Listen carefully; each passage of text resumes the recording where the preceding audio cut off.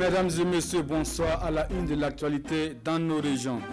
Les berges du barrage de Kompoussom dans le Passoré retrouvent ses activités quotidiennes. Maraîchers et acheteurs se bousculent sur le commerce des légumes, chacun voulant tirer profit de la reprise du marché suspendu durant des semaines. Une suspension qui avait provoqué d'énormes pertes de la dépaille et d'autres. La reprise du marché sonne comme un ouf de soulagement pour l'ensemble des acteurs. Images et commentaires dans ce journal. Des colliers, des boucles d'oreilles et d'autres paris faits à base d'arachide.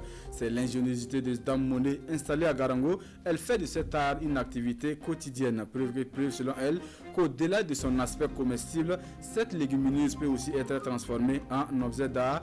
Constat dans un instant. Mesdames et messieurs, bonsoir. Une fois de plus, bienvenue à tous. La sensibilisation comme moyen de prévention contre le Covid-19 dans nos villages. C'est la stratégie trouvée par l'association Jeunesse sans frontières et son partenaire, l'ONG Plan International Bureau du Centre S. Ainsi, par la méthode du porte-à-porte, plus d'une centaine de ménages dans le village de Gonquin, dans la commune de Djalgaï, ont pu être touchés et dotés de kits de lave-mains.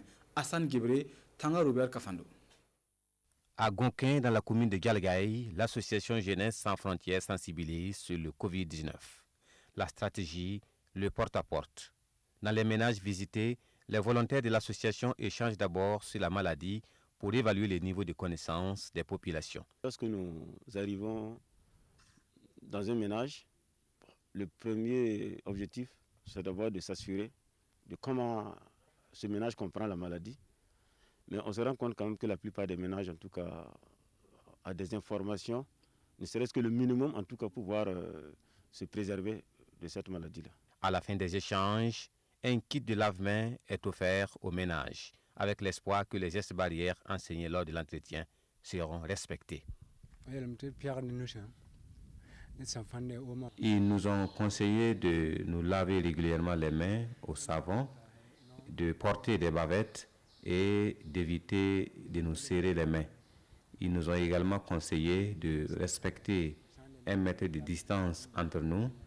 Et nous leur disons merci pour le travail qu'ils abattent pour protéger nos vies à partir de ces conseils. L'association Jeunesse sans frontières mène cette campagne de sensibilisation porte-à-porte avec le soutien du Plan Bureau du Centre Est, actif dans la lutte contre la pandémie dans la région du Centre Est. L'ONG Nouvelle Mission Humanitaire répond à l'appel à la solidarité lancé par le président du FASO. Elle fait don de lave-mains au CSPS Major de Karpala et de sachets de gel à usage unique aux malades admis dans ce centre de santé. 1 150 000 francs CFA, c'est la somme mobilisée par l'ONG qui entend également faire des sensibilisations au profit des populations riveraines du CSPS. Ismaël Diloma, Sirion. Opération de distribution de gel hydroalcoolique au CSPS Major de Karpala. Du dispensaire à la maternité, les usagers du jour ont reçu des sachets de gel à usage unique pour se désinfecter les mains lorsqu'elles viendraient à être souillées. Mais avant, les membres de l'ONG Nouvelle Mission Humanitaire ont remis des lave-mains au CSPS Major de Karpala. Ce qu'il faut noter aussi est qu'après ces dons au niveau du CSPS, nous allons mener une campagne de sensibilisation au sein des populations riveraines. Et ce n'est que le début même d'une batterie d'aide que nous allons effectuer à travers la ville de Ouagadougou et peut-être même à travers le Burkina Faso. Ces actions de l'ONG humanitaire Nouvelle Mission s'inscrivent dans leur politique de bâtir un monde meilleur. Et dans sa démarche contre le coronavirus, l'ONG bénéficie de l'accompagnement du Conseil régional du Centre. Nous avons profité également rendre visite, sinon visiter les locaux du CSPS pour constater si, à la limite, le port du masque est respecté par les patients. Et c'est avec satisfaction que nous l'avons constaté.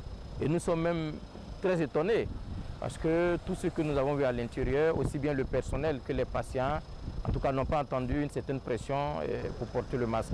Des prises de conscience que l'ONG Nouvelle Mission Humanitaire salue. Néanmoins, elle exhorte les populations à toujours observer les mesures barrières contre la maladie à coronavirus. Dans un tout autre registre de l'actualité, la réouverture des marchés, un ouf de soulagement pour les maraîchers de la province du Passoré. Plusieurs semaines durant, ces producteurs ont vu leur production de légumes périr dans les champs par manque d'acheteurs. Et la réouverture des marchés sonne ainsi le retour des clients sur les berges du barrage de Kompoussoum. Occasion également pour les maraîchers d'écouler le reste de leur production. On en sait davantage avec Irénée Kaboré et Karima Bichanga. Kompoussoum dans la province du Passoré. La nuit vient de tomber, mais pas de repos pour ses producteurs ni pour ses acheteurs. Chacun met les bouchées doubles pour tirer le maximum de profit avec la suspension des quarantaines. Même le clair de la lune est mis à profit pour encaisser la tomate. Pendant la quarantaine, nos produits ont connu une mévente. Comme les acheteurs voyaient les tomates pourrir, ils fixaient les prix comme ils voulaient. Et avec l'arrivée du camion, nous allons tout enlever pour éviter que ça se gâte davantage.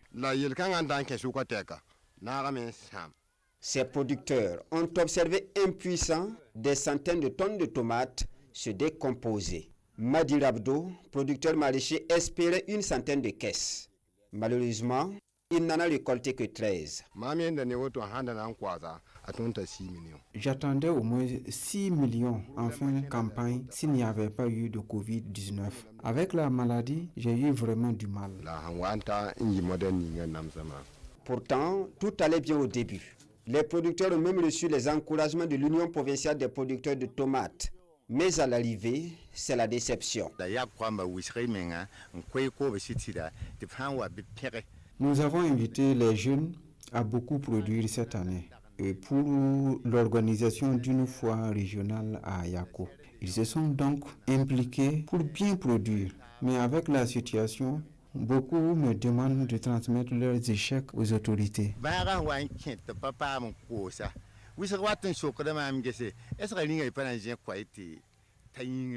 Désormais, producteurs et acheteurs pensent aux solutions pour booster la filière.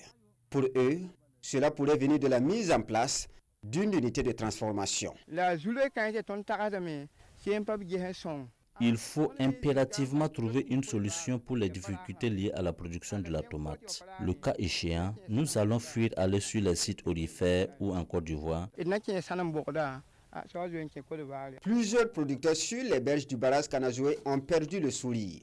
Certains en retrouvent avec l'allègement des mesures restrictives. La caisse de tomates est passée à 26 500 francs CFA au lieu de 1 500 francs, comme c'était le cas pendant la quarantaine de certaines villes. En attendant, les commerçantes de l'Egmalogo à Bobo-Dioulasso, elles ont fumé le calumet de la paix, une entente qui consacre la réouverture du marché fermé à cause d'un différend entre les vendeuses sur une question de hangar. Le dénouement de la crise est intervenu grâce à la médiation des autorités locales et depuis ce mercredi, le marché a donc repris. On fait le constat avec Mané Kanyen et Kadou Lomena qui depuis Bobo-Dioulasso. L'étal fièrement exposé ça et là. Des allées au couloir bondées ce mercredi 13 mai. La vie reprend son cours normal au marché de Legema de Bobo-Dioulasso. Nous remercions nos autorités locales qui ont travaillé à nous unir. Grâce à Dieu, aujourd'hui, il n'y a plus de discorde. On a même reçu une autorisation de la mairie disant qu'on peut s'installer en toute quiétude. La guéguerre à propos de l'octroi des magasins du marché se conjugue désormais au passé. Un retour à l'accalmie qui n'était pas attendu de si tôt. On était vraiment inquiètes. C'était pas facile pour nous. Les enfants m'ont dit hier que le marché ouvre ce mercredi 13 mai. Effectivement, on est là ce matin et on espère ne plus revivre une zizanie pareille. On veut la paix dans notre marché. Nous avons prié pour un retour de la paix. Nous sommes tous des frères et sœurs. La bagarre est finie et on est vraiment contents.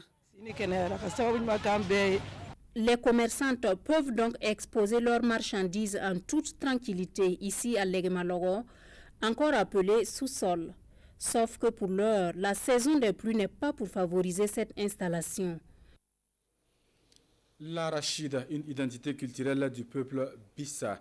Au-delà de son aspect comestible, l'arachide est également transformé en objet d'art et autres parures comme les colliers, les couronnes ou les bracelets. À Garango, une femme s'illustre dans cette activité. Dame Monet, le principal de ses revenus dans la vente des colliers faits à base d'arachide. On va à la découverte de cette dame avec Ibrahima Sanou. Des colliers et des boucles d'oreilles faits à base d'arachide. Dame Monet s'évertue ici à mettre en valeur l'arachide qui occupe une place importante dans la communauté Bissa. On a quitté la Côte d'Ivoire avec l'opération Baïri. On est venu, il n'y a pas de travail. Je suis obligé de venir fabriquer ça là. J'ai trouvé que c'est un peu bon. Je fais un champ d'arachide et puis je fabrique colliers d'arachide. Je fais des médailles, boucles d'oreilles, bracelets. Il y a des mariages, les gens viennent payer. S'il y a des baptêmes, les gens viennent payer. À l'école aussi, il y a des maîtres, quand il y a des journées traditionnelles à l'école, on vient nous faire la demande, mais c'est pas beaucoup. C'est un peu. En plus de ce travail d'artiste, Karidiatou Monet est également productrice d'arachide. On a fait 1 hectare. Hein? J'ai pris 2 sacs d'engrais. Et puis aussi, bon, j'ai demandé les gens pour aller m'aider, pour travailler, en détailler, pour enlever tout ça là. On a fini de faire, je leur ai donné un peu. Et j'ai trouvé 4 sacs déjà. Ça, mais ce n'est pas encore fini.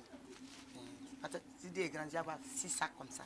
Nous avons cherché à savoir comment Dame Monet fabrique ses colliers. Ce qui est bon, ce qui n'est pas bon, il faut faire le son d'abord, avant que tu fasses. Sinon, on ne fait pas comme ça. Mais on ne veut pas faire le son devant aux gens parce que les gens vont prendre aussi à faire. Voilà.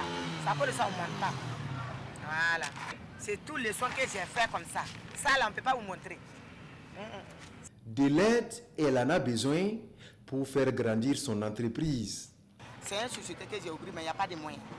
On cherche que si l'État voit ça, il n'a qu'à voir que nous on ouvre dans notre Garango là. Il n'a qu'à nous appuyer avec les marchandises de travail là. Madame Monet est mère de 7 enfants. C'est avec cette activité qu'elle arrive à scolariser ses enfants et à prendre en charge sa famille. Au secours donc de Dame Monet. On s'arrête là pour cette édition 19h sur la télévision du Burkina. Merci de l'avoir suivi. L'information revient à 20h avec Nathalie Kaoré. Bonne suite de programme.